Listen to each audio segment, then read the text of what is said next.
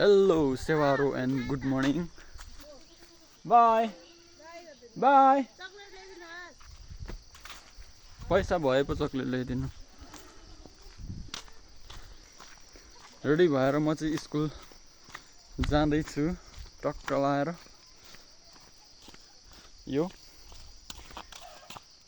सुल सकिन आँटेको मेरो ब्रान्डेड क्रक्स जुत्ता लाएर अनि उता चाहिँ बहिनी अगाडि कपाल हल्लाउँदै अन्जना यता हेर हेलो भन् यस्तो हेलो यहाँनिर चाहिँ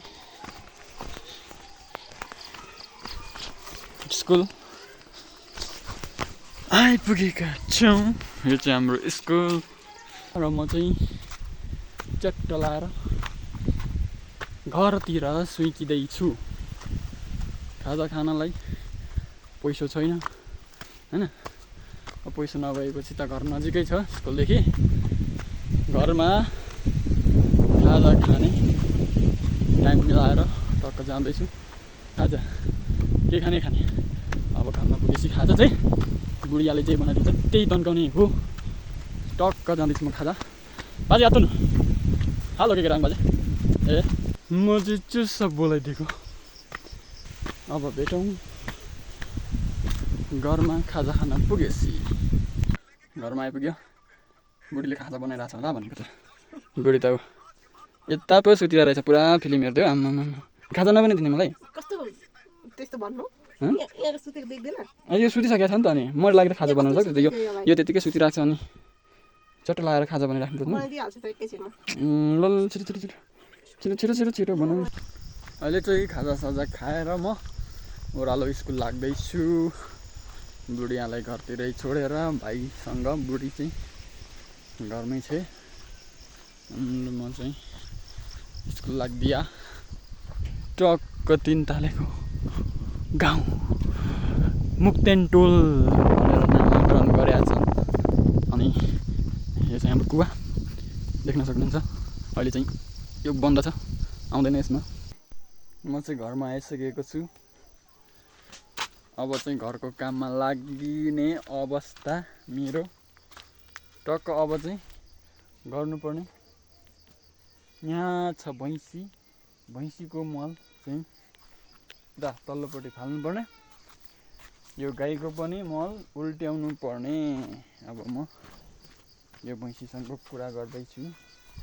ए भैँसी यता यता यहाँ हेर न. यहाँ आइ आइ एकदम सेक्सी भैँसी हैन. घटेर एकदम 0 फिगरमा भइरहेछ ऊ. पुरै आमा कम्मर पनि अब कतिको यो कतिको नाप्नु पर्ने छ कम्मर. 0 फिगरको भैँसी छ चाहिँ हाम्रो यहाँ. अनि भैँसीले पायो पाँडो. उफ्ता छ पाँडो चाहिँ. यो चाहिँ हाम्रो गाई. अब यिनीहरूको मल चाहिँ म कोट्याउन गइरहेको छु, उल्ट्याउन गइरहेको छु.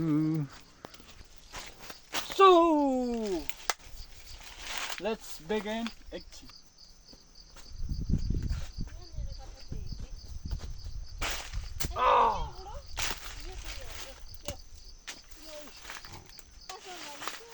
आज काले भैँसी आज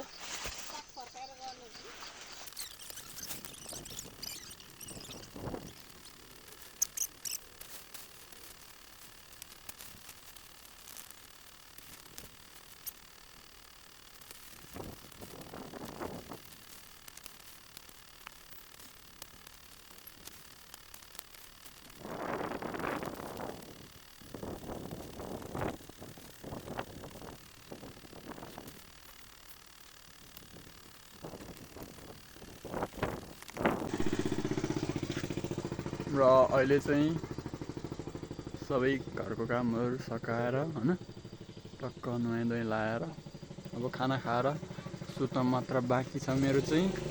र तबसम्मका लागि भेट्नेछु अर्को एपिसोडमा.